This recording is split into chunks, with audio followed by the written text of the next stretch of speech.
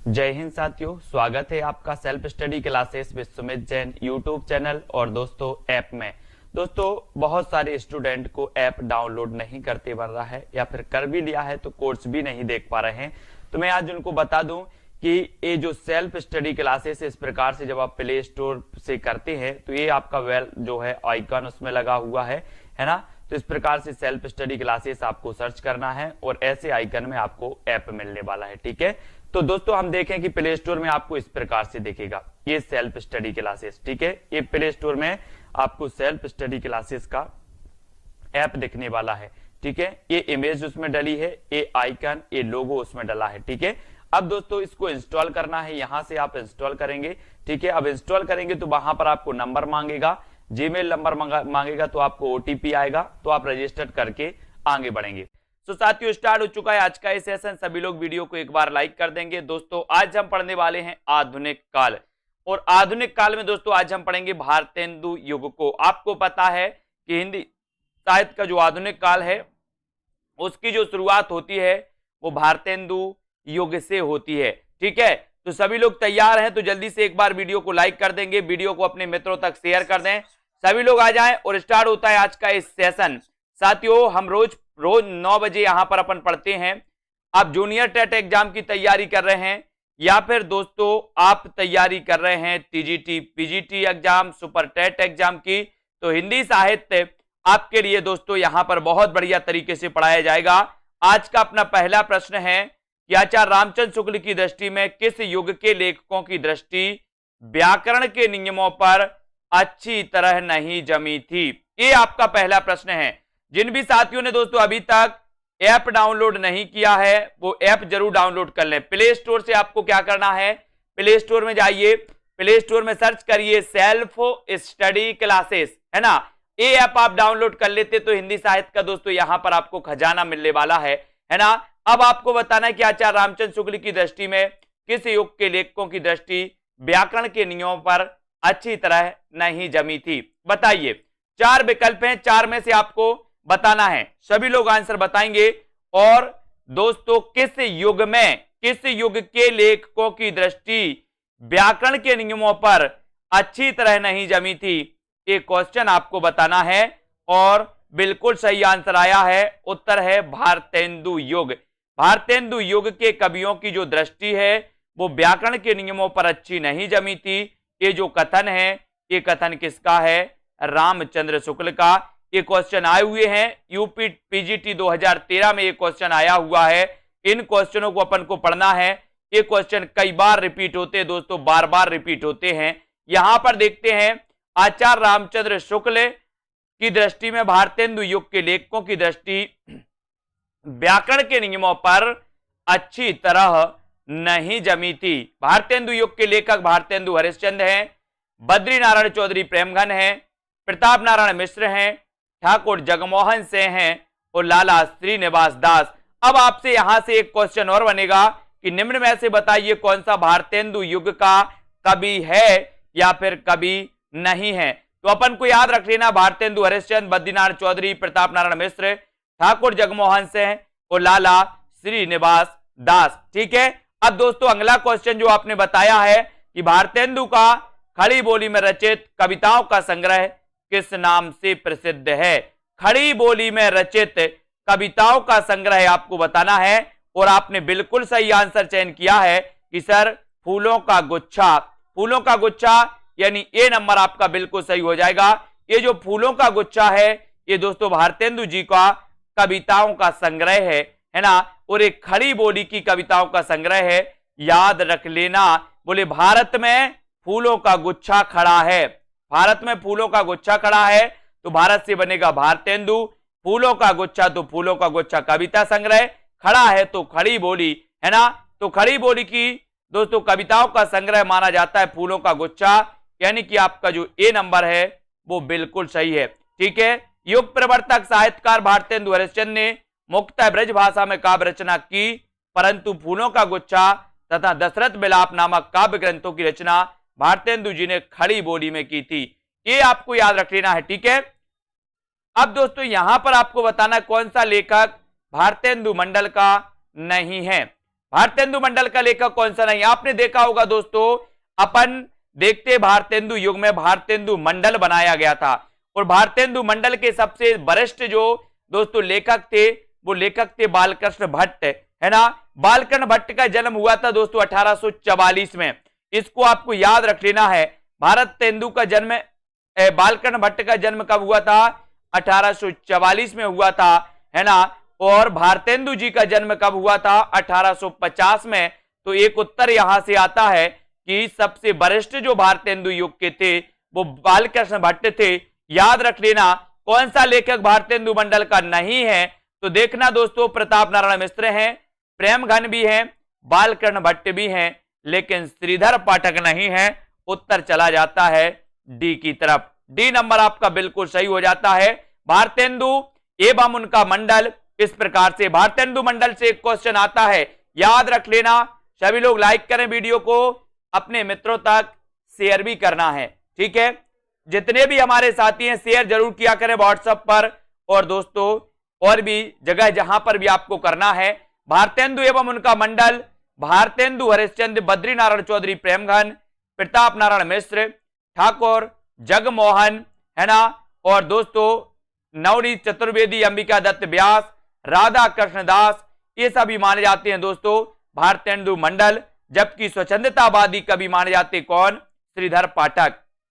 अगला क्वेश्चन आपको बताना है प्रश्न क्रमांक 4 का, कि भारतेंदु के अनुसार हिंदी नई चाल में कब ढली? ये क्वेश्चन कई बार आया है दोस्तों, कब ढली बताइए।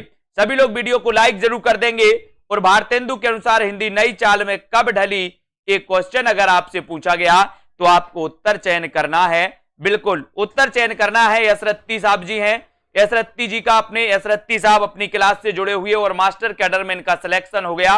इनको बहुत बहुत शुभकामनाएं। यसरत्ती जी हमारे सभी स्टूडेंट के बीच में आए आप, है ना, और हमारे सभी साथियों का मार्गदर्शन भी करें किस प्रकार से आपने पढ़ाई की है। हिंदी नई चाल में कब ढली? 1873 में, यानी कि सी नंबर 1873 आपका बिल्कुल सही हो जाएगा। भारतेंदु जी ने कालचक्र नाम की अपनी पुस्तक में नोट दिया है कि हिंदी नई चाल में ढली 1873 ईस्वी में, है ना, इसको याद रख लेना। अब दोस्तों यहां पर रचनाकारों के साथ सुमेलित करना है। ये रचनाएं दी हैं और नीचे कूट दिया है आपके लिए इस प्रकार से। प्रेम पथिक किसकी रचना है? गीतिका किसकी रचना है? सांद गीत के रचनाकार कौन है? और गुंजन किसकी रचना है?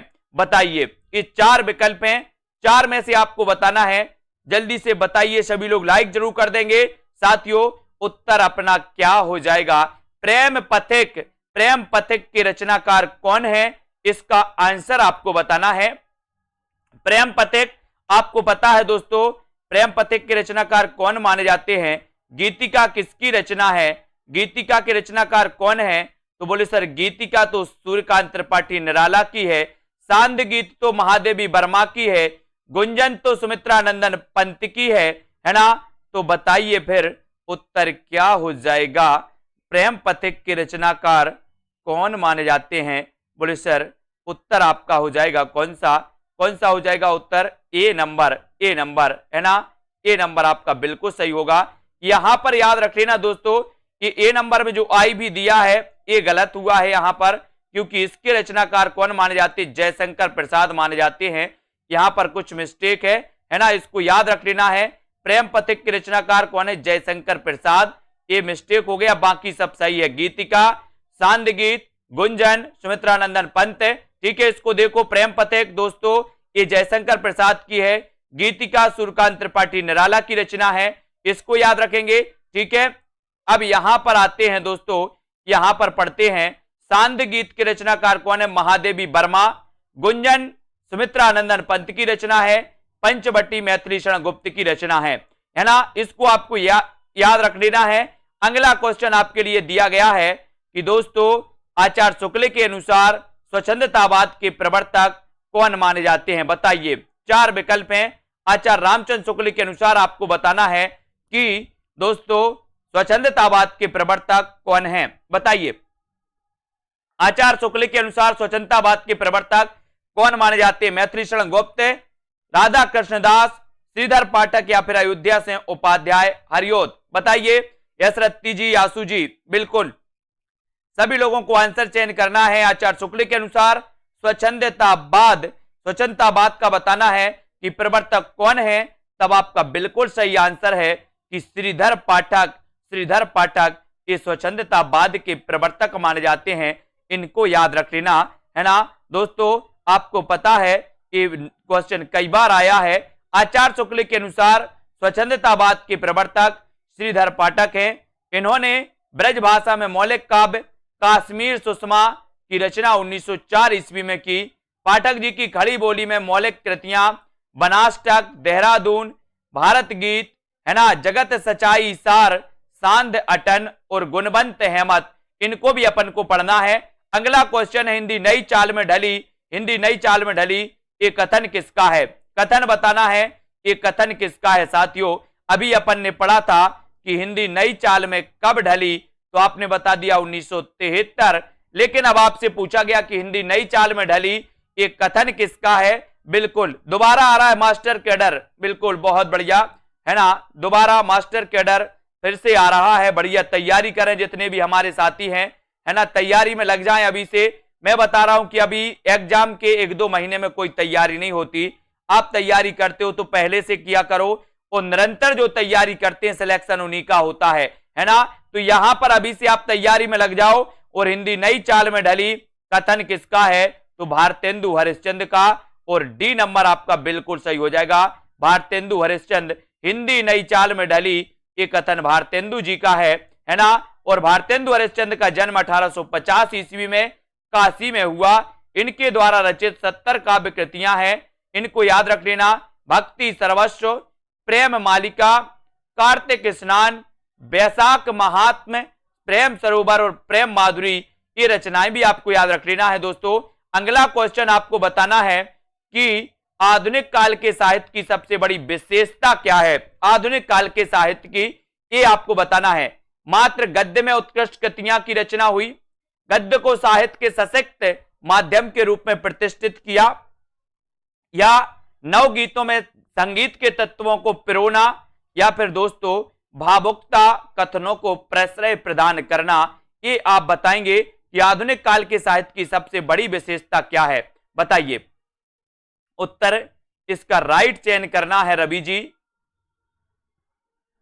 और राइट आंसर है कि गद्य को साहित्य के सशक्त माध्यम के रूप में प्रतिष्ठित करना, ये दोस्तों आधुनिक काल की सबसे बड़ी विशेषता मानी जाती है। गद्य को साहित्य के रूप में सशक्त माध्यम के रूप में प्रतिष्ठित करना, ये आधुनिक काल की सबसे बड़ी विशेषता मानी जाती है मनीष जी, है ना। और दोस्तों जिन भी साथियों को एडमिशन लेना है, जूनियर टेट वालों को, जिन भी साथियों को दोस्तों एडमिशन लेना है वो एडमिशन ले सकते हैं। अगला क्वेश्चन है आधुनिक हरिश्चंद्र द्वारा संपादित पत्रिका का सही नाम क्या है? दोस्तों ये जो कोर्स है मात्र हिंदी साहित्य का विस्तृत अध्ययन, हिंदी साहित्य का ट्रिकी वीडियो, ठीक है, हिंदी साहित्य के लिए दोस्तों आपका टॉपिक वाइज टेस्ट, हिंदी व्याकरण का कोर्स, ये सारा कोर्स आपको मात्र 1200 रुपए में उपलब्ध है दोस्तों अभी। तो सेल्फ स्टडी क्लासेस को आप डाउनलोड करें। और दोस्तों जिनको एडमिशन लेना है मास्टर कैडर वालों को, है ना, यूपी टीजीटी पीजीटी वालों को, जूनियर टेट वालों को, वो ले सकते हैं और अपनी तैयारी को बहुत अच्छा कर सकते हैं। अब अगला क्वेश्चन है कि भारतेंदु हरिश्चंद्र द्वारा संपादित पत्रिका का सही नाम बताना है। सही नाम क्या है दोस्तों? बाला बोधनी, बाला प्रबोधनी, बाल प्रबोध, या फिर बाल विनोद, बताइए। भारतेंदु हरिश्चंद्र द्वारा संपादित जो पत्रिका है इसका सही नाम क्या है? राइट आंसर प्रश्न क्रमांक 9 में आपको चयन करना है और भारतेंदु हरिश्चंद्र द्वारा संपादित पत्रिका का सही नाम बताना है। और सही नाम बताने के लिए बोला गया तो ये दोस्तों महिलाओं से संबंधित पत्रिका थी और इस पत्रिका का नाम क्या था? बाला बोधनी। क्या था? वाला बोधनी। यानी जो आपने ए नंबर लगाया सुनीता देवी जी, वो बिल्कुल सही है, वाला बोधनी पत्रिका। ऐसा भी क्वेश्चन पूछा जाता है कि दोस्तों बाला बोधनी पत्रिका निम्न में से बताइए कौन सी पत्रिका महिलाओं से संबंधित थी? तो महिलाओं से संबंधित पत्रिका थी कौन सी? बाला बोधनी, है ना। और भारतेंदु हरिश्चंद्र द्वारा संपादित पत्रिका का सही नाम है वाला बोधनी। 1968 ईस्वी में कवि वचन सुधा, है ना, इसको याद रख लेना दोस्तों। 1973 में हरिश्चंद्र मैगजीन तथा 1984 में बाला बोधनी पत्रिका निकाली। ये क्वेश्चन कई बार आ चुके हैं दोस्तों कि निम्न में से बताइए कौन सी पत्रिका दोस्तों किसने नहीं निकाली, भारतेंदु जी ने नहीं निकाली। तो अपन क्या याद रखेंगे कि कवि बच्चन सुधा, है ना, और दोस्तों 1968 में कवि बच्चन सुधा, 73 में हरिश्चंद्र मैगजीन, है ना, बाला बोधनी 1984, इनको अपन को याद रख लेना है। बिल्कुल थ्योरी पढ़ाते हैं, पेड कोर्स में थ्योरी भी पढ़ाते हैं, यहां अपना यही चलता है दोस्तों। इस क्लास में अपन प्रैक्टिस करते हैं और पेड क्लास में थ्योरी भी पढ़ते हैं और वहां पर आपके ट्रिकी वीडियो भी आते हैं। किसने 1873 ईस्वी में हरिश्चंद्र मैगजीन की स्थापना की थी, बताइए 1873 में। और यहां पर अपन पहले भी पढ़ चुके हैं कि सर 1873 में हरिश्चंद्र मैगजीन की जो स्थापना की थी वो किसने की थी, भारतेंदु जी ने। भारतेंदु यानी बी आपका बिल्कुल सही है। बाला बोधनी 1984, कवि बच्चन सुधा 1968, 1973 में दोस्तों हरिश्चंद्र मैगजीन। इन चीजों को आप लोग याद रखिए, ये हमेशा पूछी जाती हैं। अब यहां पर आते हैं दोस्तों, हरिश्चंद्र ने 1873 में हरिश्चंद्र मैगजीन की स्थापना की। यह पत्र भारतेंदु युग का मुख्य पत्र माना जाता है। मोस्ट इंपोर्टेंट क्वेश्चन यहां से बनता है, आपसे पूछा जाता है कि निम्न में से बताइए कौन सा भारतेंदु युग का मुख्य पत्र माना जाता है। तो दोस्तों इसको आपको याद रख लेना है कि जो हरिश्चंद्र मैगजीन है, इसको हरिश्चंद्र मैगजीन को भारतेंदु युग का मुख्य पत्र माना जाता है। याद रख लेना सभी लोग, इसका पहले पहल हरिश्चंद्र पत्रिका नाम का बाद में परिवर्तित हो गया। इसके अतिरिक्त भारतेंदु जी ने कवि बच्चन सुधा 1868, है ना, 1868 है दोस्तों, यहां पर ये 1968 दिया है, वो 1868 है, ठीक है। इसको अपन को याद रख लेना, है ना। बाला बोधनी 1874, ये गड़बड़ दिया है, यहां पर सन गड़बड़ हो गया है, ठीक है। 1874 है क्योंकि 1850 में तो जन्म हुआ था भारतेंदु का और 1885 में मृत्यु हो गई थी। तो ये 1868, 1873, है ना, और दोस्तों 1884, इनको आप सुधार लेना। ये चारों वहां पर थोड़ा सा मिस्टेक हो गया है, यहां पर अपन एक बार और देख लेते हैं। यहां पर देखो ये थोड़ा सा यहां मिस्टेक हो गया, 1968 लिख गया, 1973 लिख गया, है ना, 1884, ये 1868 है, ये 1873 है, ये 1884 है। इसको आपको नोट्स कर लेना, ठीक है, ये सुधार लेना, क्योंकि जन्म आपका भारतेंदु हरिश्चंद्र का हुआ था, है ना। भारतेंदु हरिश्चंद्र का जो जन्म हुआ था वो हुआ था 1850 में, है ना, इसलिए इन्होंने 1868 में निकाली थी कवि बच्चन सुधा। 1873 में निकाली थी दोस्तों, इनने कौन सी निकाली थी, हरिश्चंद्र मैगजीन, है ना। और दोस्तों 1884 में निकाली थी इन्होंने बाला बोधनी। इसको याद रख लेना। अगला बताना है आपको यहां पर, हिंदी साहित्य के इतिहासकार 1850 से 1900 ईस्वी के काल को किस नाम से अभिहित करते हैं, ये बताना है आपको। बताइए, हिंदी साहित्य के इतिहासकार 1850 ईस्वी से 1950, बताइए काल को किस नाम से अभिहित करते हैं। द्विवेदी युग के, भारतेंदु युग, शुक्ल युग या फिर छायावादी युग।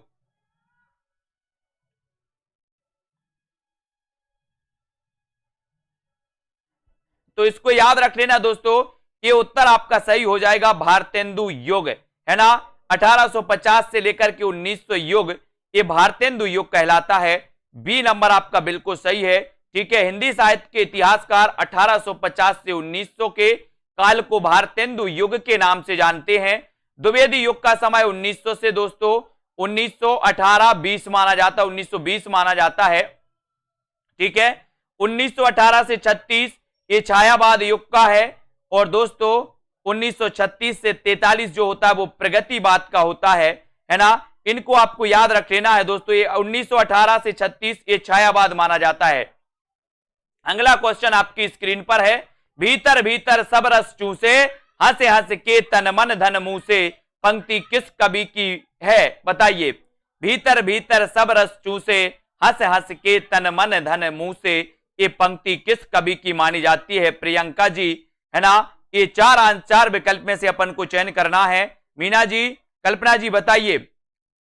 भीतर भीतर सब रस चूसे, हंस हंस के तन मन धन मुंह से, ये पंक्ति किसकी है? और 12 का आंसर आपने चयन किया है कि सर ये भीतर भीतर सब रस चूसे, हंस हंस के तन मन धन मुंह से, ये भारतेंदु जी की पंक्ति है ना।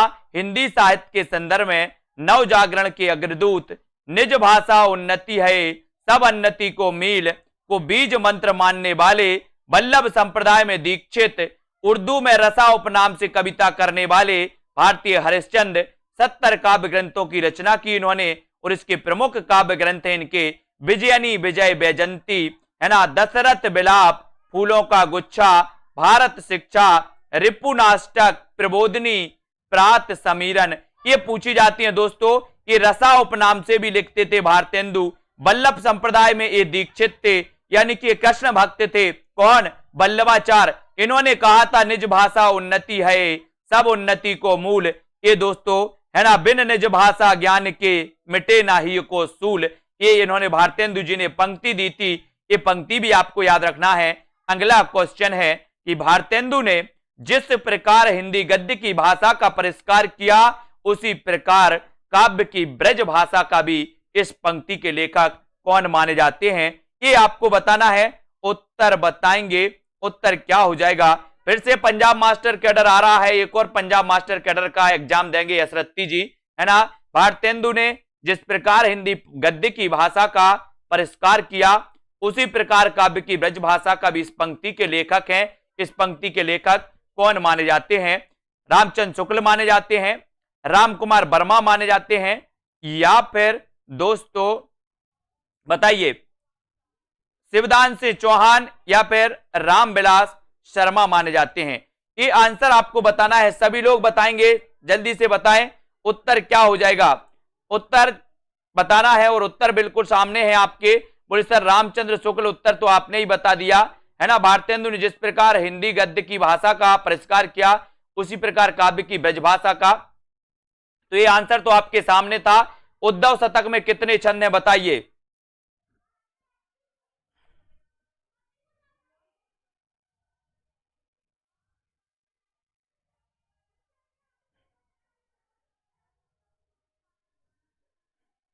तो यहां पर उद्धव शतक में 116 छंद हैं। इसको आपको याद रख लेना है।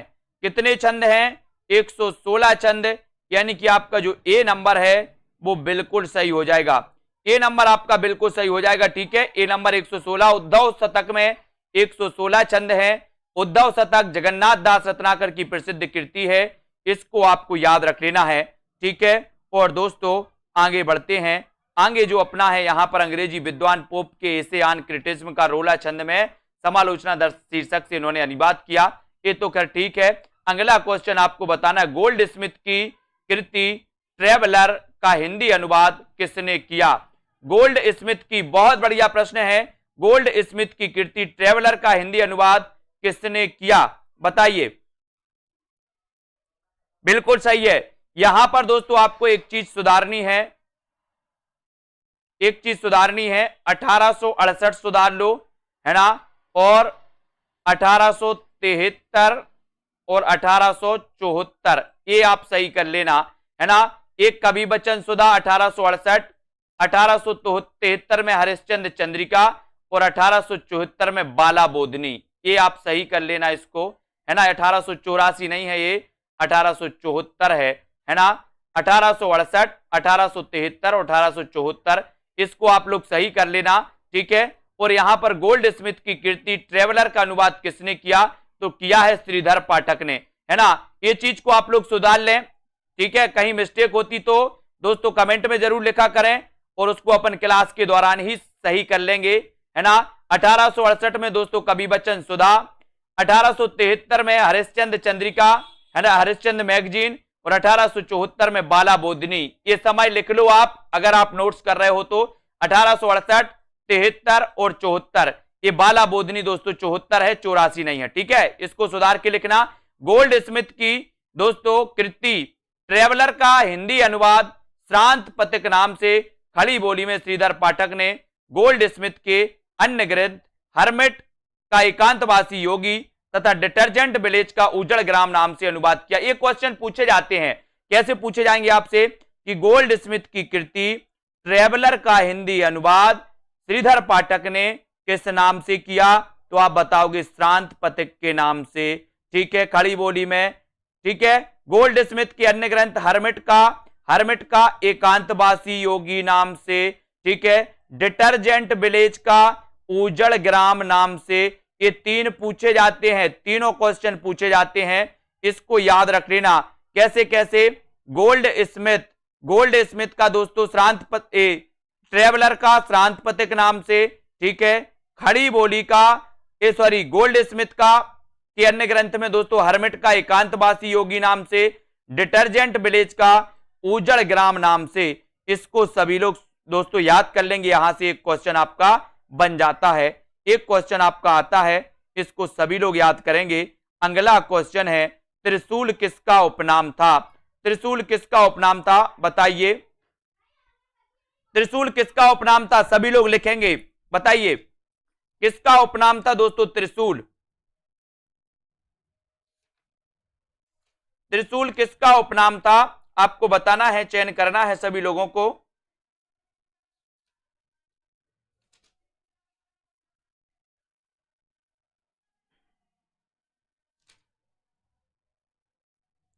त्रिशूल उपनाम कई बार पूछा गया है दोस्तों, और ये हमेशा पूछा जाता है कि आपको बताना है त्रिशूल किसका उपनाम था।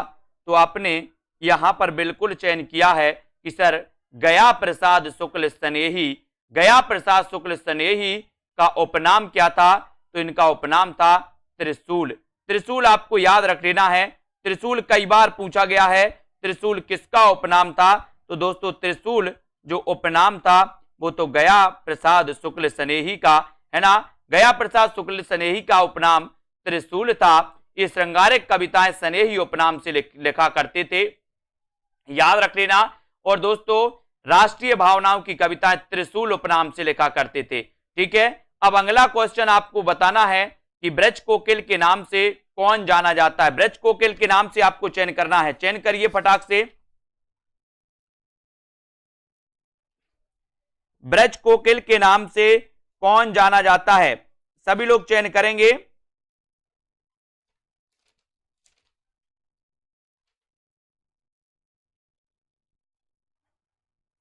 राइट आंसर आपको बताना है, ब्रज कोकिल के नाम से कौन जाने जाते हैं। और यहां पर आपका बिल्कुल सही आंसर है, बोले सर सत्यनारायण कविरत्न। कौन जाने जाते हैं? ब्रज कोकिल के नाम से जो जाने जाते हैं सत्यनारायण कविरत्न जाने जाते हैं। और उत्तर चला जाता है आपका बी नंबर। ठीक है, बी आपका बिल्कुल सही है। ब्रज कोकिल के नाम से प्रसिद्ध कवि सत्यनारायण कविरत्न है। इनकी समस्त रचनाओं का संकलन बनारसीदास चतुर्वेदी ने हृदय तरंग से प्रकाशित कराया। इनकी प्रसिद्ध रचना है भ्रमर दूत। एक कई बार पूछा गया कि भ्रमर दूत के रचनाकार कौन है? तो आपको बताना है भ्रमर दूत के रचनाकार माने जाते हैं दोस्तों कौन माने जाते हैं? सत्यनारायण कविरत्न। प्रेम कली भी इनकी रचना है, प्रेम कली और भ्रमर दूत। याद रख लेना। जिन भी साथियों को दोस्तों अभी तक आपने ऐप डाउनलोड नहीं किया, सेल्फ स्टडी क्लासेस ऐप जरूर डाउनलोड करें। और यहां पर दोस्तों अपन प्रतियोगिता भी अपनी आयोजित की जाती हैं, बहुत सारी चीजें, टेस्ट भी आपको मिलते हैं। भारतेंदु युग के नाटककार बताना है, नाटककार कौन है? भारतेंदु युग के नाटककार कौन है? श्रीनिवास दास, प्रसाद, हरिकृष्ण प्रेमी या फिर वृंदावन लाल वर्मा? बताइए।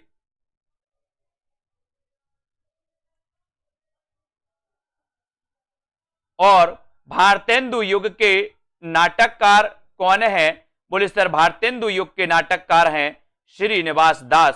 श्रीनिवास दास यानी ए नंबर बिल्कुल सही हो जाएगा। ठीक है, श्रीनिवास दास ने दोस्तों आपको पता है हिंदी का प्रथम उपन्यास लिखा था जिसका नाम था परीक्षा गुरु, है ना। और आचार्य रामचंद्र शुक्ल ने उसे हिंदी का प्रथम उपन्यास माना था, यह भी आपको याद रख लेना। और दोस्तों भारतेंदु युग के नाटककारों में श्रीनिवास दास, राधा कृष्ण दास, राधाचरण गोस्वामी, भारतेंदु हरिश्चंद्र, किशोरीलाल गोस्वामी ये सभी माने जाते हैं। इतना सुन के पात सहीजी, श्री अकबर सहीजी, आद शेर सोना नरहर दास चारण को दिया। इनके 1.5 शेर सोना हो गया रास वंचना पूरन भया, आम खास बरखास हुआ। इन पंक्तियों का संबंध बताना है किससे है, बताइए इन पंक्तियों का संबंध किस रचना से है पिंकी जी, किस रचना से है? सभी लोग लाइक जरूर कर देना। इतना सुन के पात शाही जी, श्री अकबर शाही जी, आद शेर सोना नरहर दास चारण को दिया। इन पंक्तियों का संबंध किससे है बताइए? 84 वैष्णव की वार्ता से, चंद छंद की वर्णन की महिमा से, 252 वैष्णव की वार्ता से, या फिर आईने अकबरी की भाषा वचनिका से। तो अपन को पता है चंद छंद की वर्णन की महिमा ये गंग कवि की रचना मानी जाती है। किसकी मानी जाती है? गंग कवि की रचना है ना, इसको याद रखेंगे। और ये पंक्ति जो है इसका संबंध चंद छंद की वर्णन से है। कभी ऐसा भी क्वेश्चन आता है कि चंद छंद की वर्णन की महिमा ये किसकी दोस्तों रचना है? तो ये गंग कवि की रचना मानी जाती है। इसको अपन को याद रख लेना, ये हमेशा क्वेश्चन आपके बीच में आते हैं, इनको याद रख लेना है ना दोस्तों। यहां पर आते हैं अपन हिंदी नई चाल में ढली भारतेंदु की ये जो पुस्तक है ये किस पुस्तक से ली गई है बताइए? किस पुस्तक से ली गई है? हिंदी नई चाल में ढली ये किस पुस्तक से ली गई है? आपको कमेंट में लिख देना है किस पुस्तक से ली गई है। सभी लोग आंसर बताएंगे। वीडियो को लाइक जरूर करें, शेयर करें, और जिन भी साथियों को दोस्तों, जिन भी साथियों को ऐप डाउनलोड नहीं किया है वो सभी लोग ऐप डाउनलोड करें, सेल्फ स्टडी क्लासेस। और जो भी साथी हमारे जूनियर टेट एग्जाम की तैयारी कर रहे हैं, जो भी साथी हमारे टीजीटी पीजीटी की तैयारी कर रहे हैं, वो चाहते कि हम ट्रिक से पढ़ें, बहुत अच्छे से पढ़ें, तो हिंदी नई चाल में ढली भारतेंदु की ये युक्ति ले गई है दोस्तों, काल चक्र। बोले वो काल था जब हिंदी नई चाल में ढली थी, है ना। अब तो बोले हिंदी का काल है ना। काल था वो, काल था तो काल चक्र, बोले काल चक्र था। बोले सर हिंदी जब नई चाल में ढली थी, हिंदी नई चाल में ढली भारतेंदु जी की यह पंक्ति 1873 में प्रकाशित काल चक्र पुस्तक में से ली गई। इन्होंने नारद भक्ति सूत्र का तदीय सर्वस्व एवं सांडिल्य भक्ति सूत्र का भक्ति सूत्र बेजंती शीर्षक से अनुवाद किया। अगला क्वेश्चन आपकी स्क्रीन पर है, भारतेंदु जी ने किस पत्रिका का संपादन किया? 4 विकल्प हैं, 4 में से आपको चयन करना है। सभी लोग इसका बताएंगे किस पत्रिका का संपादन किया भारतेंदु जी ने। राइट आंसर क्या हो जाएगा साथियों? किस पत्रिका का संपादन किया भारतेंदु जी ने बताइए?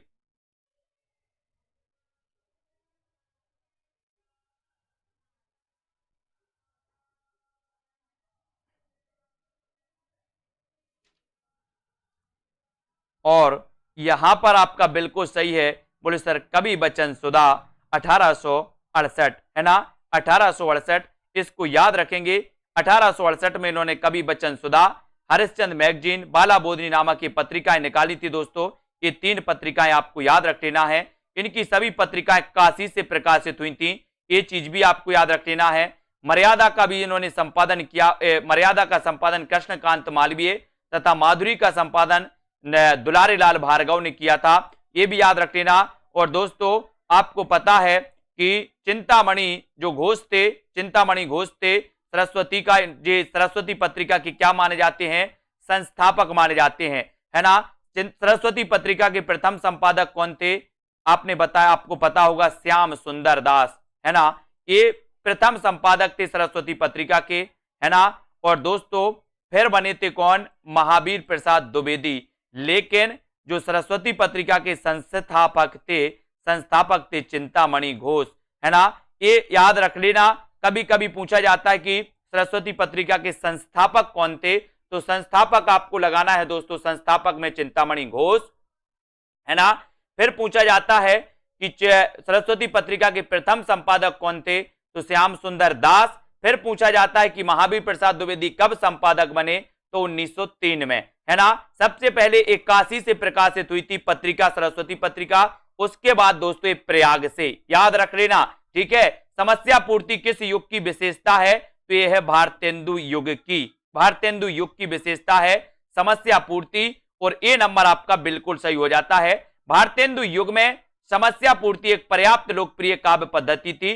कवियों की प्रतिभा, रचना कौशल परखने के लिए कवि गोष्ठियां और कवि समाजों में कठिन कठिन विषयों पर समस्या पूर्ति कराई जाती थी। तो समस्या पूर्ति ये क्वेश्चन मोस्ट इंपॉर्टेंट है और ये भारतेंदु युग की विशेषता मानी जाती है, इसको याद रख लेना।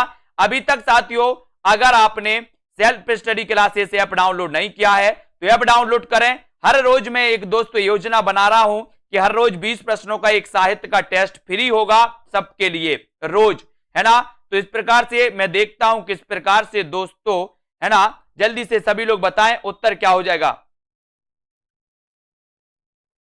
सभी लोग बताएंगे भारतेंदु ने अधिकतर किस भाषा में काव्य की रचना की है? संस्कृत भाषा में, ब्रज भाषा में, या फिर हिंदी भाषा में, या फिर पाली भाषा में? बताइए भारतेंदु ने अधिकतर किस भाषा में काव्य की रचना की? इसका उत्तर बताना है संदीप जी, विजय लक्ष्मी जी बताइए। प्रश्न क्रमांक 23 और 23 में आपने जो उत्तर बताया है तो उत्तर हो जाएगा आपका ब्रज भाषा। भारतेंदु ने अधिकतर किस भाषा में काव्य रचना की है? तो वो की है ब्रज भाषा में, है ना। रवि जी ब्रज भाषा यानी बी नंबर आपका बिल्कुल सही हो जाएगा। बी जिन्होंने बताया भारतेंदु ने अधिकतर जो ब्रज भाषा में काव्य की रचना की है दोस्तों, उन्होंने ब्रज भाषा के अप्रचलित शब्दों को छोड़कर उसके परिष्कृत रूप को अपनाया। ये आपको याद रख लेना दोस्तों। ये इनकी जो रचना है वो प्रेम मालिका, प्रेम माधुरी, प्रेम तरंग, प्रेम प्रलाप, ये कई बार पूछी जाती हैं। प्रेम मालिका, प्रेम माधुरी, है ना, और प्रेम तरंग, प्रेम प्रलाप। ठीक है, आपको प्ले स्टोर में सर्च करना है self study classes, self study classes सभी लोग सर्च कर लेंगे, है ना। और यहां पर आपको बताना है निम्नलिखित में से कौन सा लेखक भारतेंदु मंडल का नहीं है? बताइए भारतेंदु मंडल का कौन सा नहीं है? ये सभी लोग बताएंगे। उत्तर क्या हो जाएगा सोनू सिंह जी? 24 का उत्तर, 24 का सभी लोगों को आंसर चयन करना है। कौन सा लेखक भारतेंदु मंडल का नहीं माना जाता? भारतेंदु मंडल आपको बहुत अच्छे से पढ़ना है और भारतेंदु मंडल का लेखक कौन सा नहीं है? तो 4 विकल्प बताना है। नंदलाल जी बताइए।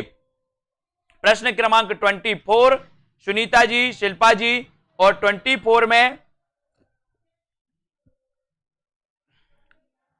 राइट आंसर चला जाता है राजा लक्ष्मण सिंह, यानी कि आपका डी नंबर भारतेंदु मंडल के ये दोस्तों नहीं माने जाते और डी आपका बिल्कुल सही है। प्रताप नारायण मिश्र 1856, है ना। बद्री नारायण चौधरी प्रेमघन 1855, बालकृष्ण भट्ट 1844, ठीक है। राधा कृष्ण दास 1865 भारतेंदु मंडल के लेखक हैं, जबकि राजा लक्ष्मण सिंह 1826 से 96 ये भारतेंदु मंडल के लेखक नहीं है। तो याद रख लेना सबसे पहले बालकृष्ण भट्ट 1844, फिर दूसरे नंबर भारतेंदु जी 1850, है ना दोस्तों। 1855 में प्रेमघन आते हैं, 1856 में प्रताप नारायण मिश्र आते हैं, 1865 में राधा कृष्ण दास आते हैं।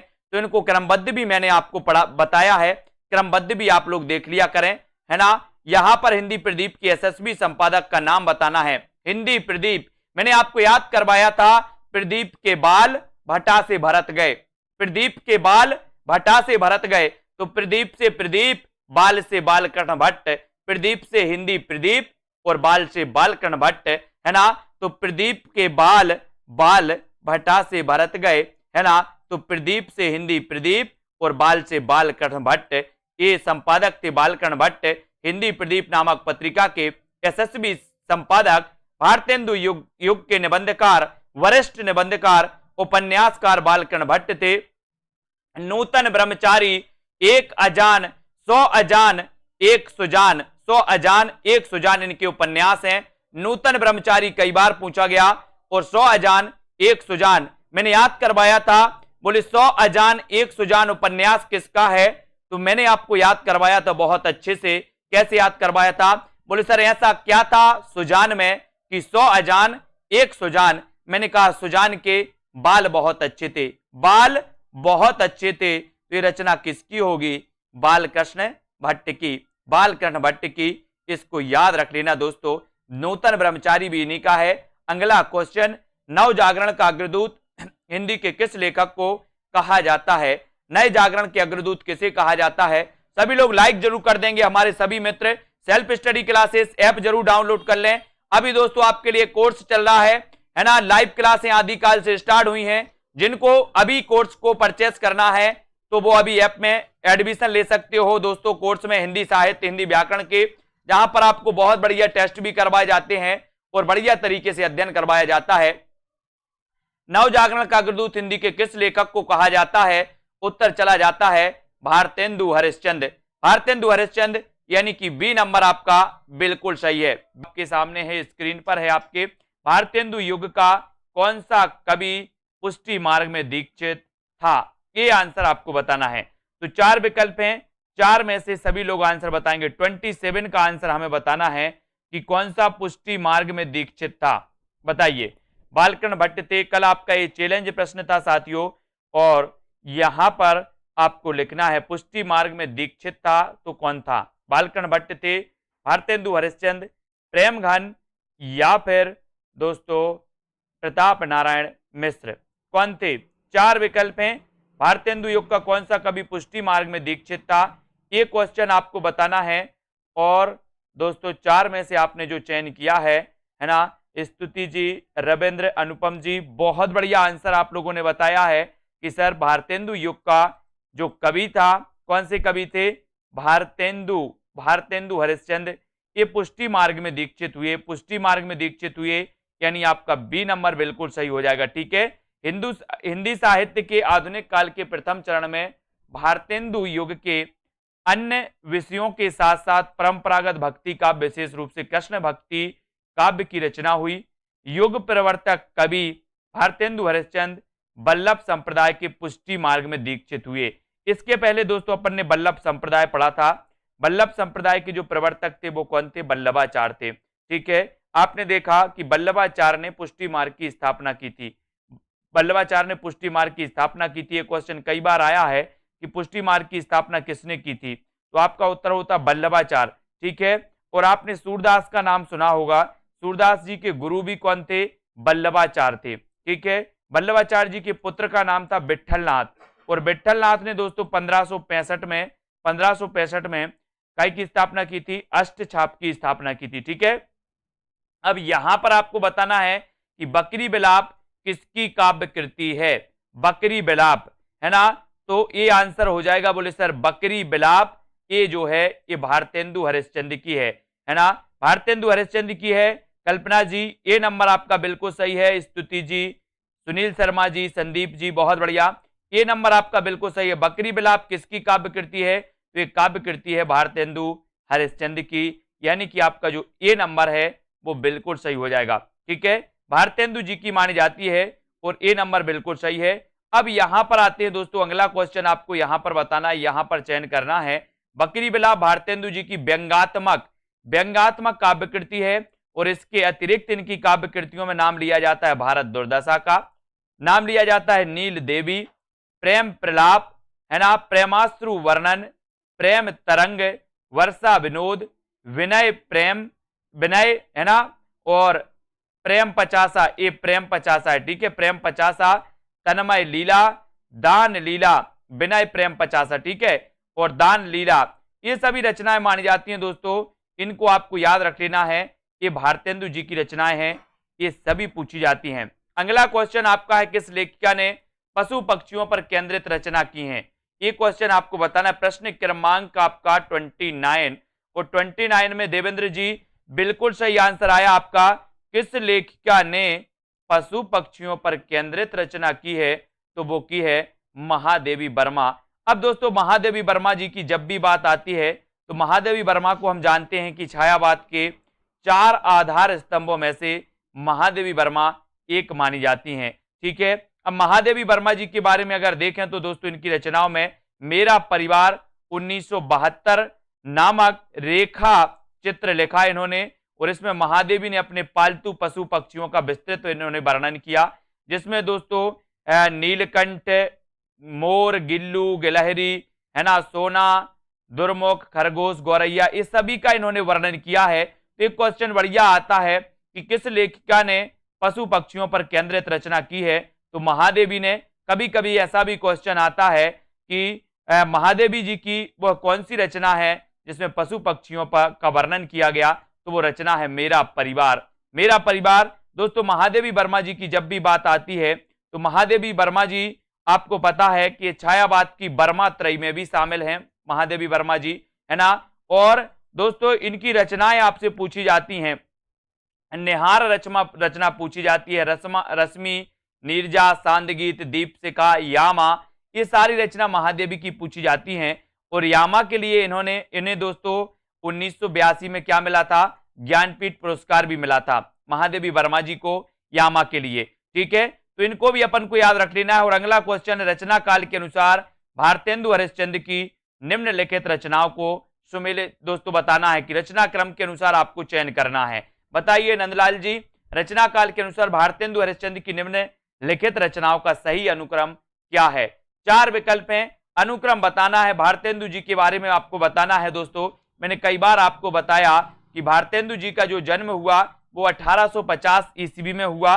ठीक है, इसके पहले आते हैं बालकृष्ण भट्ट। बालकृष्ण भट्ट का जन्म हुआ था 1844 में, ये भी याद रख लेना।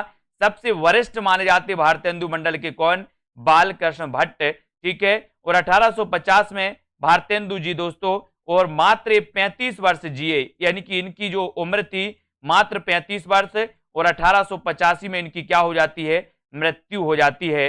लेकिन दोस्तों मात्र 35 साल में इतना कुछ कर गए भारतेंदु जी कि इनके नाम पर ही युग का नाम पड़ गया भारतेंदु युग, है ना। और रचना काल के अनुसार भारतेंदु हरिश्चंद्र की निम्नलिखित रचनाओं का सही अनुक्रम आपको बताना है।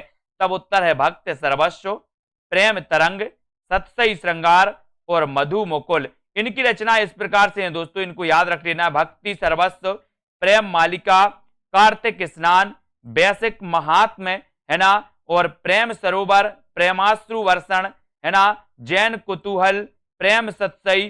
ठीक है, इनको याद रखेंगे। होली, मधु मुकुल, राग संग्रह, वर्षा विनोद, प्रेम विनय, प्रेम पचासा, फूलों का गुच्छा, प्रेम फुलवारी, ये सारी की सारी रचनाएं पूछी जाती हैं दोस्तों। कृष्ण चरित, है ना, श्री अलवरत वर्मन, श्री राजकुमार, ठीक है, सुखागत पत्र, सुमनोन्नजली, ठीक है, श्रीजी बनजी महाराज, ये सारी की सारी रचनाएं, इतनी सारी रचनाएं इनकी। बकरी बिलाप है, ये पूछी जाती है। ठीक है, बकरी बिलाप हमेशा पूछी गई है दोस्तों। इतनी सारी रचनाएं भारतेंदु जी ने लिखी हैं और ये पूछी जाती है इनकी। बंदर सभा, विजय बल्लरी, विजयनी विजय पताका, ये सारी रचनाएं इनकी पूछी जाती हैं दोस्तों। इनको अपन को याद रख लेना है।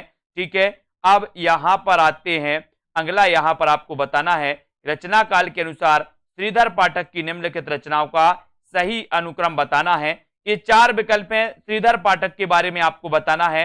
और श्रीधर पाठक के बारे में अपन ने पढ़ा है कि जो श्रीधर पाठक हैं ये स्वच्छंदतावाद के प्रवर्तक माने जाते हैं।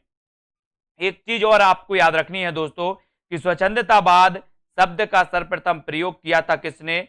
मुकुटधर पांडे ने। अगर क्वेश्चन आपसे पूछा जाए कि स्वच्छंदतावाद शब्द का सबसे पहले प्रयोग किसने किया? मुकुटधर पांडे ने। छायावाद शब्द का सबसे पहले प्रयोग किसने किया? मुकुटधर पांडे ने, है ना, याद रख लेना। लेकिन आपसे पूछा जाता है कि स्वच्छंदतावाद के प्रवर्तक कौन है? तो आपका उत्तर होता है श्रीधर पाठक। ठीक है, इनकी रचनाओं को क्रमबद्ध पूछा गया। 4 विकल्प और हैं यहां पर। 4 विकल्प में दोस्तों आपका उत्तर बिल्कुल सही है, बी नंबर का, है ना, बी नंबर का सही है। इनकी रचनाओं में देखें, इनकी रचनाओं को यहां पर हम देख लेते हैं। और यहां पर एकांतवासी योगी, उजड़ ग्राम, श्रांत पथिक, सांध अटन, ये इनकी मानी जाती है दोस्तों। लेकिन एक बार हम इनकी रचनाओं की ओर ध्यान देंगे। इनकी रचनाओं में, श्रीधर पाठक की रचनाओं में दोस्तों, इनकी रचनाएं है मनोविनोद, है ना, हिमालय, एकांतवासी योगी। कई बार पूछा गया एकांतवासी योगी के रचनाकार कौन है? तो श्रीधर पाठक। जगत सच्चाई सार, उजड़ ग्राम, है ना, गुणवंत, हेमंत और श्रांत पथिक, ऋतु संहार, काश्मीर सुषमा, वनाष्टक, देहरादून, स्वर्गीय वीणा, है ना, धन विजय, सांध अटन, भारत गीत आदि, ये सभी रचनाएं मानी जाती हैं। इनको आपको याद रख लेना है दोस्तों। ये रचनाएं श्रीधर पाठक की हैं जो कि स्वच्छंदतावाद के प्रवर्तक माने जाते हैं। अगला क्वेश्चन आपकी स्क्रीन पर है। आधुनिक काल में पद्य के साथ किसका विकास हुआ? बताइए, पद्य के साथ किसका विकास हुआ? गद्य का, तकनीकी का, समीक्षा का या फिर संचार का? कुरैशी जी, आधुनिक काल में पद्य के साथ किसका विकास हुआ? 4 विकल्प हैं। पद्य के साथ साथ किसका विकास हुआ, ये भी आपको उत्तर बताना है। और विकल्प आपके सामने हैं, सभी लोग चयन करेंगे।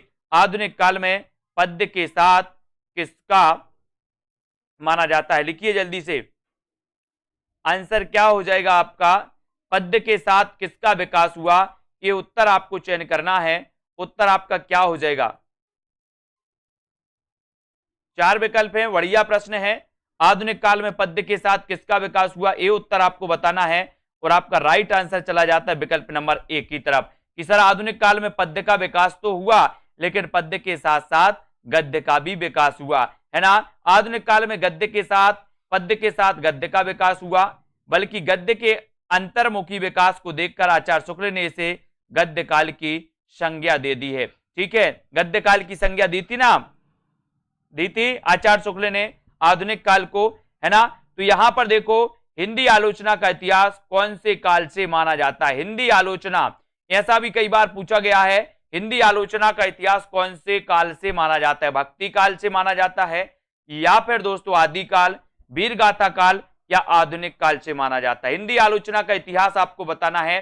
4 विकल्प हैं। आधुनिक काल में क्वेश्चन हमेशा पूछे जाते हैं जो आपको बहुत अच्छे से पढ़ना है।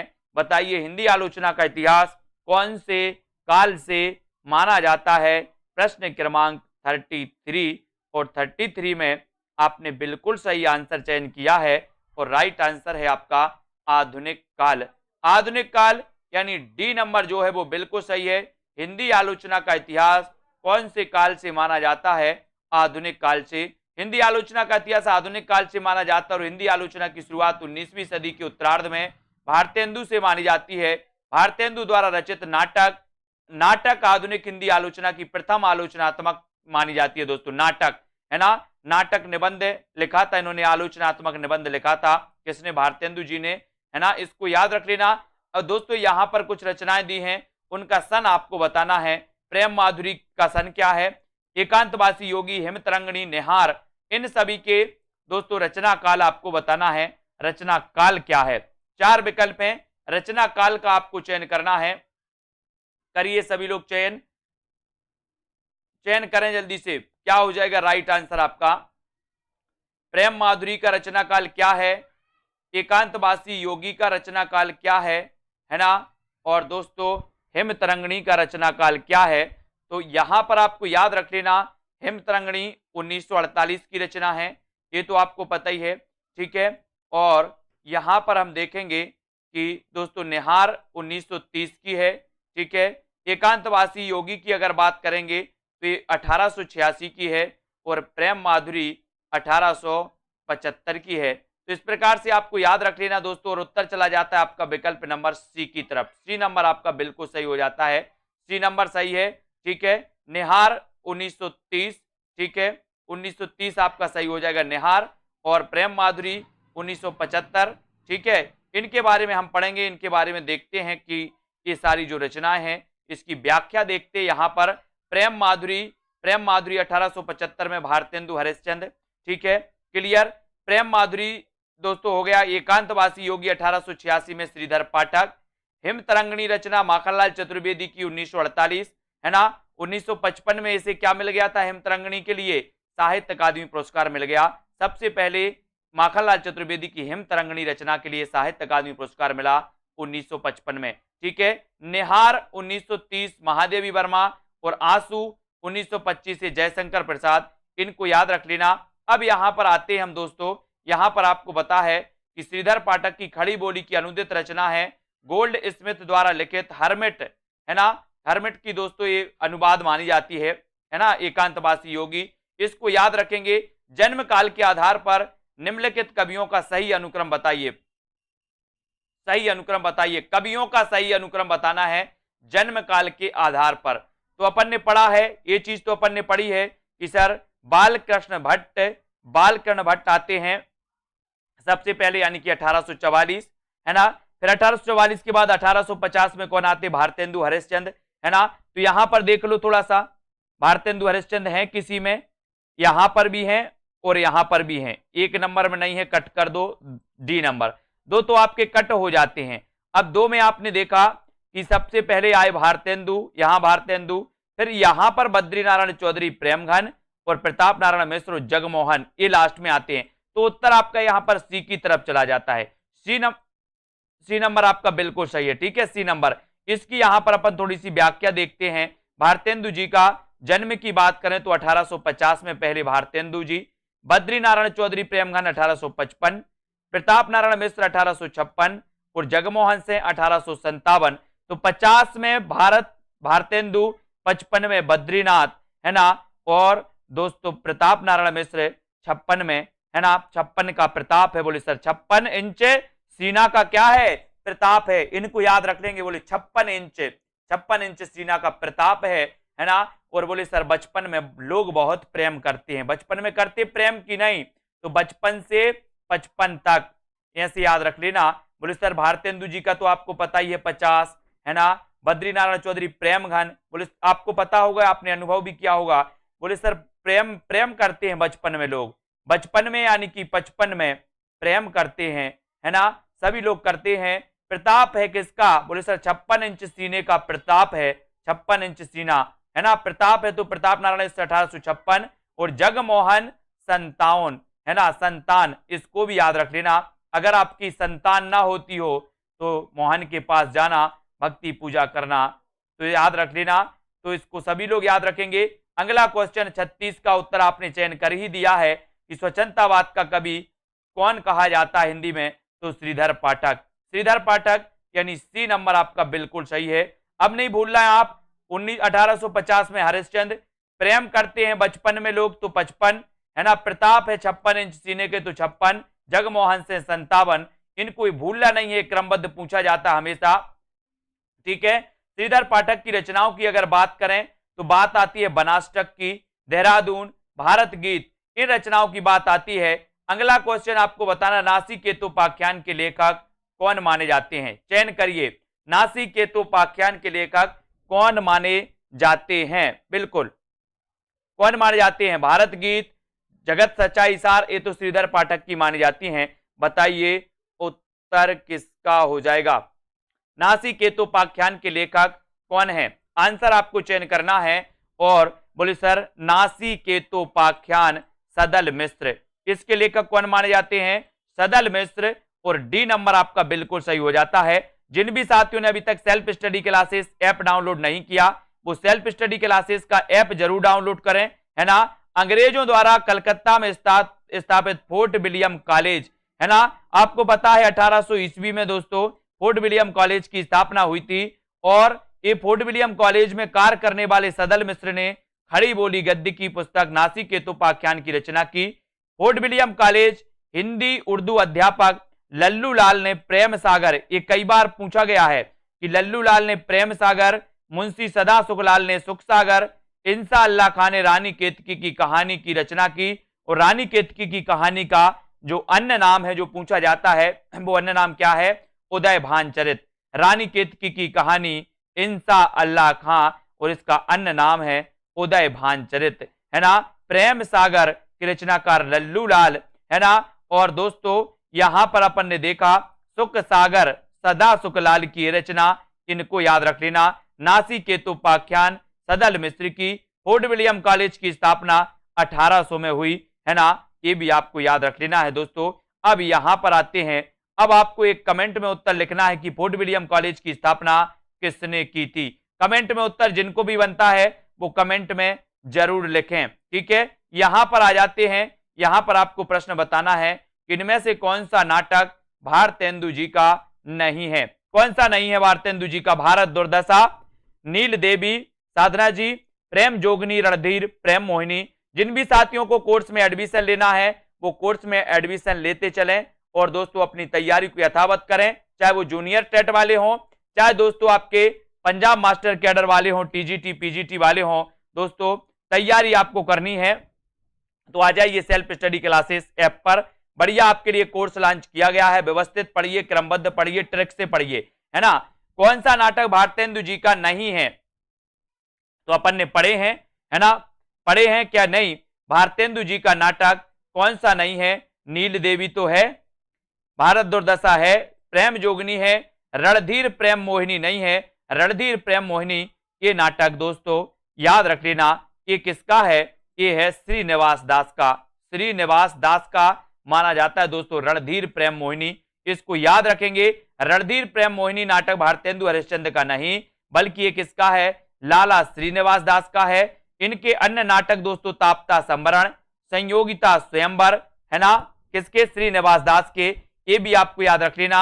और दोस्तों भारत दुर्दशा, नील देवी और प्रेम जोगनी भारतेंदु हरिश्चंद्र के नाटक माने जाते हैं।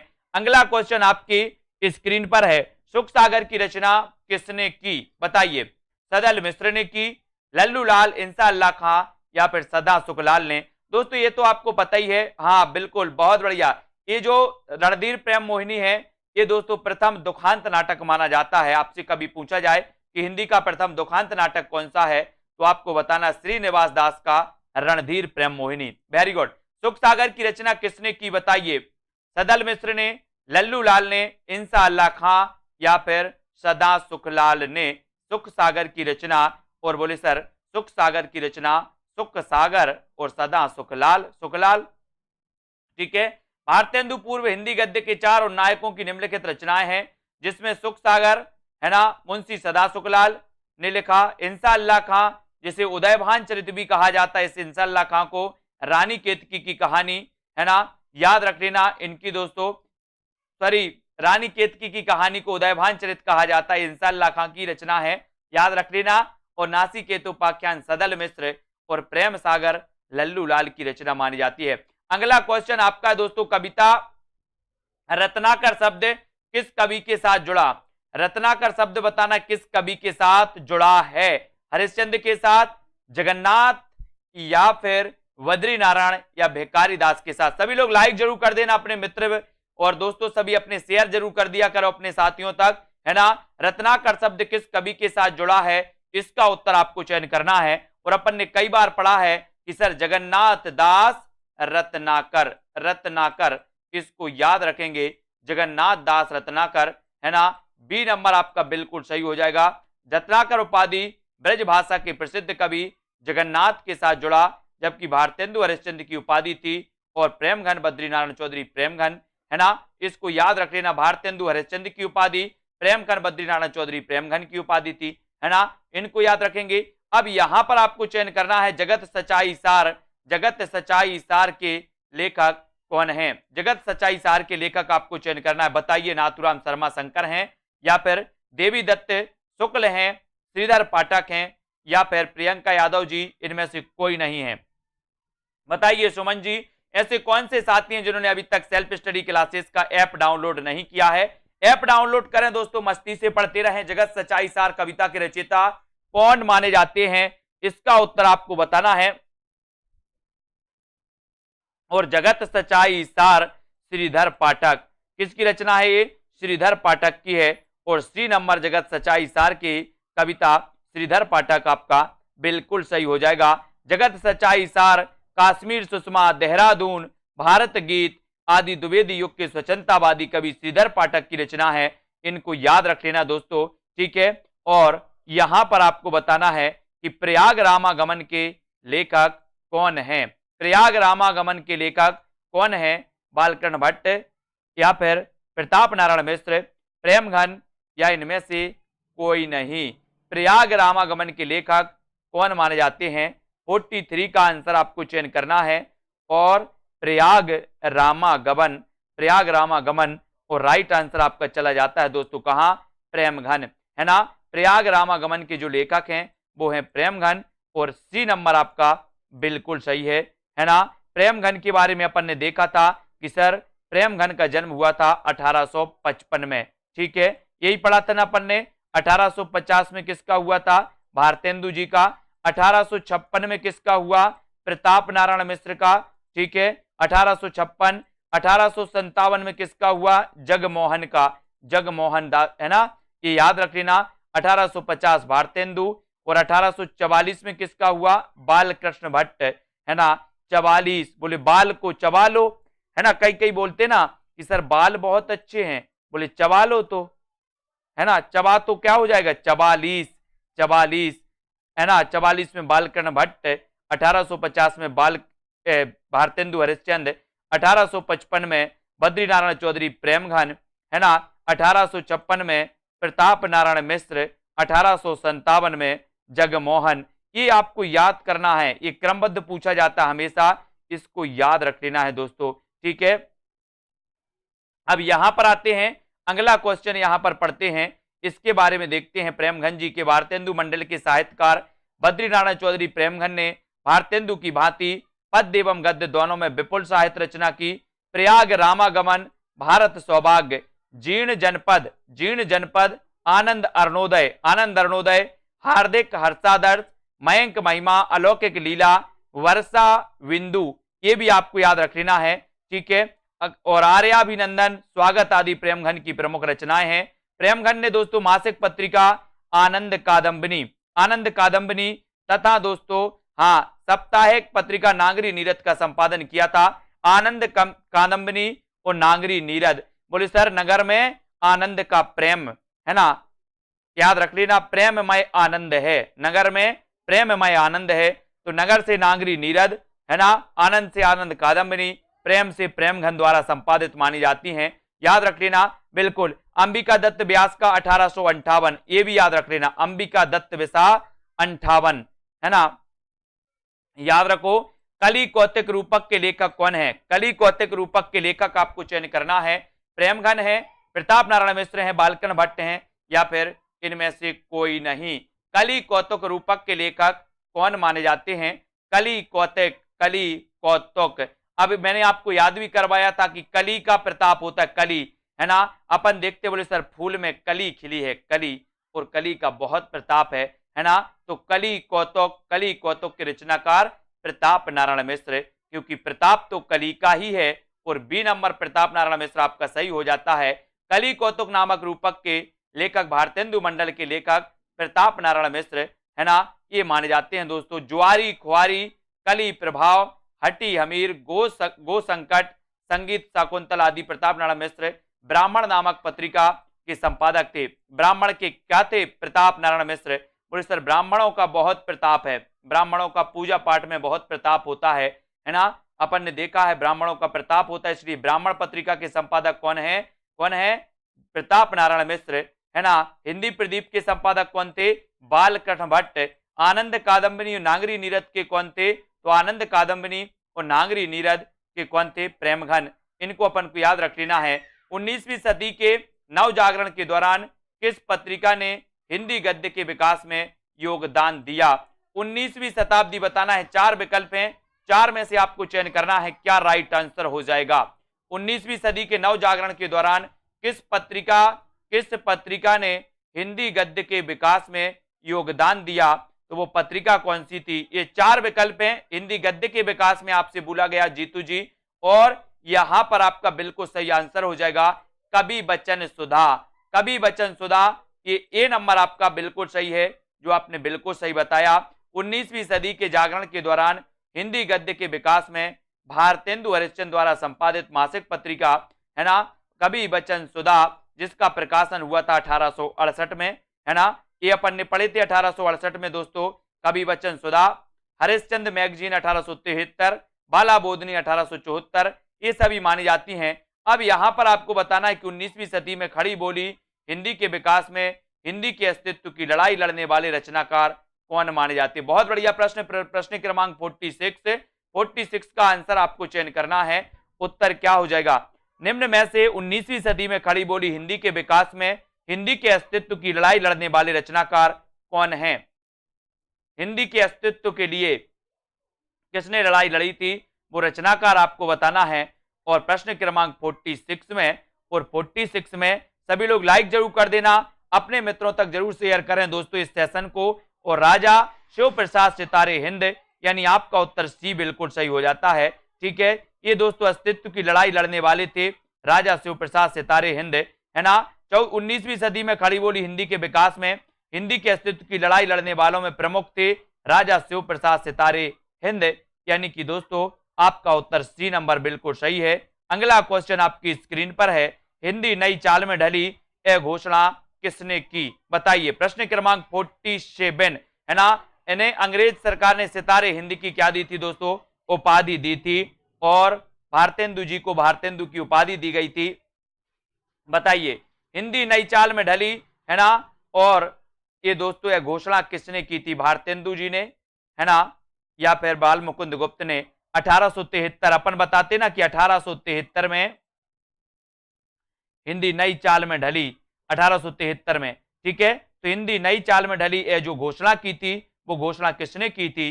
तब अपना राइट आंसर हो जाता है भारतेंदु हरिश्चंद्र ने। और ऐसा भी क्वेश्चन आता है कि हिंदी नई चाल में कब ढली, तो अपना उत्तर होता है 1873, है ना। तो इसको याद रखेंगे। भारतेंदु ने अपनी पुस्तक काल चक्र, ये भी पूछा जाता है कि किस पुस्तक में भारतेंदु जी ने ये घोषणा की थी कि हिंदी नई चाल में ढली, तो वो पुस्तक थी काल चक्र। पुस्तक थी काल चक्र 1873 ईस्वी में। यह नोट दिया गया कि हिंदी नई चाल में ढली, इस नई हिंदी को हरिश्चंद्री हिंदी की संज्ञा दी गई। तो 1873 में हिंदी नई चाल में ढली, एक कई बार क्वेश्चन आया। और एक कालचक्र पुस्तक में घोषणा की, किसने घोषणा की? उत्तर हो जाता आपका भारतेंदु हरिश्चंद्र ने, ठीक है। बहुत बढ़िया। अगला क्वेश्चन यहां पर आते हैं, अगला प्रश्न अपन देखते हैं दोस्तों। हिंदी नई चाल में ढली यह कथन किस आधुनिक कालीन साहित्यकार का है? तो सेम क्वेश्चन कई बार पूछा गया तो ये भारतेंदु हरिश्चंद्र का, ठीक है, अपन ने पढ़ लिया, है ना। अगला क्वेश्चन है, बगियान बसंत बसेरो कियो बसिए तेही त्यागी तपाइन ना, और दिन काम कोतूहल के जो बने तिन बीच वियोग बुलाइए ना। बताइए ये पंक्ति किसकी है? 4 विकल्प हैं। जिन भी साथियों ने अभी एग्जाम पर दोस्तों यूट्यूब चैनल एग्जाम पार यूट्यूब चैनल दोस्तों सब्सक्राइब नहीं किया है, वो एग्जाम पार सर्च करेंगे यूट्यूब में एग्जाम पार, ठीक है। एग्जाम पार यूट्यूब चैनल हिंदी साहित्य ऐसे सर्च कर लेना। तो हिंदी साहित्य की एक लाइव क्लास आती है एग्जाम पार यूट्यूब चैनल में 10 बजे, है ना। उस क्लास को भी सभी लोग अटेंड करें, आपके लिए प्रैक्टिस करवाई जाती है, बढ़िया। तो वो भी आप पढ़ सकते हो। और यहां पर आपका बिल्कुल सही आंसर है कि बगियान बसंत बसेरो कियो बस ये ते ही त्याग तपाइए ना, दिन काम कुतूहल के जो बने तिन बीच वियोग बुलाइए ना, है ना। ये जो पंक्ति है ये बद्री नारायण चौधरी प्रेमघन यानी कि बी नंबर। और प्रेमघन का जन्म हुआ था 1855 में। प्रेमघन बोले सर 55, बचपन से लेकर 55 तक प्रेम तो ही करते हैं, है ना। और बचपन में प्रेम बहुत लोग करते हैं, बोले सर, है ना, बचपन बहुत अच्छा था, सब लोग प्रेम करते थे, आज तो सब लोग गुस्सा होते हैं, है ना। तो याद रखना यहां पर दी गई पंक्ति बगियान बसंत बसेरो कियो तिन बीच वियोग बुलाइए ना की रचनाकार बद्रीनारायण चौधरी प्रेमघन है। इनकी रचनाओं की बात करें तो जीर्ण जनपद, मयंक महिमा, वर्षा बिंदु, आनंद अरुणोदय, अलौकिक लीला, ये रचनाएं मानी जाती हैं दोस्तों किसकी? प्रेमघन की। जिनमें आनंद अरुणोदय कई बार पूछा गया, जीर्ण जनपद भी कई बार पूछी गई है ना, आनंद अरुणोदय। इसको याद रख लेना। साहित्य में नवजागरण का सूर्योदय करने वाले या साहित्यकार कौन है? बताइए। प्रश्न क्रमांक 50 में जिन भी साथियों ने दोस्तों अभी तक self study classes app download नहीं किया, वो ऐप डाउनलोड कर लें। और दोस्तों यहां पर हिंदी साहित्य का एक बढ़िया कोर्स आपको लॉन्च किया गया, जिसमें आपको विस्तृत अध्ययन, जिसमें आपको ट्रिकी वीडियो, जिसमें आपको लाइव क्लास है, टॉपिक वाइज टेस्ट भी आपको कराए जाते हैं, प्लस हिंदी व्याकरण भी उसमें रहता है। तो दोस्तों आज ही ज्वाइन करें कोर्स को। मात्र 1200 रुपए का एक कोर्स है, 1 साल की पूरी वैलिडिटी आपके लिए दी जाती है। 1 साल तक आप अनलिमिटेड बार पढ़ सकते हो, है ना। इसकी कोई समय सीमा नहीं कि आपको 2 बार 3 बार, अनलिमिटेड बार इसको पढ़ो और अध्ययन करो, ट्रिकी वीडियो देखो, टेस्ट भी लगाओ, है ना। दोस्तों ऑलरेडी 3 बैच स्टार्ट हैं हिंदी साहित्य के, 3 बैच हैं। और फर्स्ट बैच का कल टेस्ट है कहानी का टेस्ट है फर्स्ट बैच वालों का सुबह 8 बजे से। तो ध्यान रहे फर्स्ट बैच वाले जितने भी हमारे साथी हैं, साहित्य में नव जागरण का सूर्योदय करने वाले साहित्यकार कौन है? तो वो साहित्यकार माने जाते भारतेंदु हरिश्चंद्र। और बी नंबर आपका बिल्कुल सही हो जाता। सभी लोग लाइक जरूर करते जाइए। साहित्य में नवजागरण का सूर्योदय करने वाले साहित्यकार भारतेंदु हरिश्चंद्र हैं। और भारतेंदु को ही नवजागरण का अग्रदूत कहा गया। भारतेंदु जी अपने समय के प्रमुख नाटककार, व्यंग्यकार, कवि, आलोचक, पत्रकार सब कुछ थे। तो एक बार और मैं आपको बताऊंगा यहां पर दोस्तों, जब भारतेंदु युग में हम पढ़ते हैं, भारतेंदु मंडल के दोस्तों लेखकों के बारे में पढ़ते हैं, तो आपको याद रख लेना है कि बालकृष्ण भट्ट का जन्म हुआ था 1844 में। भारतेंदु जी का जन्म हुआ था दोस्तों 1850 में, ठीक है। फिर उसके बाद आते हैं दोस्तों 1855 में। 1855 में किसका हुआ? बद्रीनारायण चौधरी प्रेमघन का। 1856 में किसका हुआ? बोले 56 इंच का प्रताप है, तो प्रताप नारायण मिश्र, ठीक है। फिर 1857 में किसका हुआ? जगमोहन का हुआ, ठीक है। 1858 में किसका हुआ? 1858 में हुआ दोस्तों किसका?